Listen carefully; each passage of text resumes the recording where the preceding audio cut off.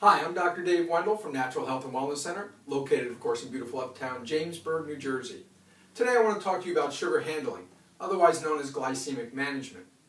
When you're talking about blood sugar handling, it's important to understand that what we're really assessing is inflammatory processes in the body. When you have blood work done, there's 4 things that you want to look at when we're talking about blood sugar. First is your blood glucose levels. That tells us about what's going on in your body presently. If you go all evening and all night without food and wake up in the morning and your blood sugar levels are above 100, that's telling us that there's an adrenal issue. That adrenal issue is pumping out too much cortisol, norepinephrine, and raising your blood sugars prematurely, artificially, to help you in a sense sustain life, but that's an imbalance in the system and your body's struggling to maintain blood sugar levels. Next thing we want to look at is cholesterol. Your cholesterol, because it's part of blood, is a compensatory thing. It's telling us what's gone on in the past, what has happened.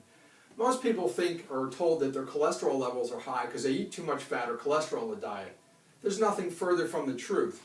What makes cholesterol imbalanced is your carbohydrate load. Your bread, pasta, cereal, biscuits, muffins, pancakes, waffles, donuts, bagels, cookies, cakes, candies, pizza, tortillas, and of course your burritos. So you really have to watch your carb intake to lower your cholesterol level. Very, very important. And if triglycerides are an issue, also look at your carbohydrate intake as well as your fruit. Because too much fruit, the liver will turn into triglycerides in your body. Next, we want to look at the hemoglobin A1C, or A1C for short. This tells us about what's going to happen in your future. An A1C above a 6.4, that's diabetic. 5.7 to 6.4 is considered pre-diabetic. 5.4 to 5.7 is considered trending up. And then below 5.4 is a good reading.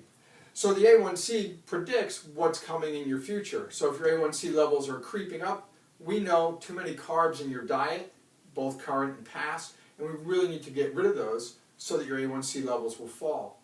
We do a 21-day purification program, which is fantastic. We watch patients' A1C levels fall 1, 2, even 3 points during that 3-week process, because what are we doing? We're getting carbs out of the diet and feeding the body what it really needs. Last is your CRP, or C-reactive protein. This is a direct relationship to the inflammation going on in your body. And it is so important as far as a marker goes with blood sugar handling, because it tells us if you're predisposed or at high risk to type 2 diabetes, cardiovascular disease, arthritis, obesity, and Alzheimer's disease.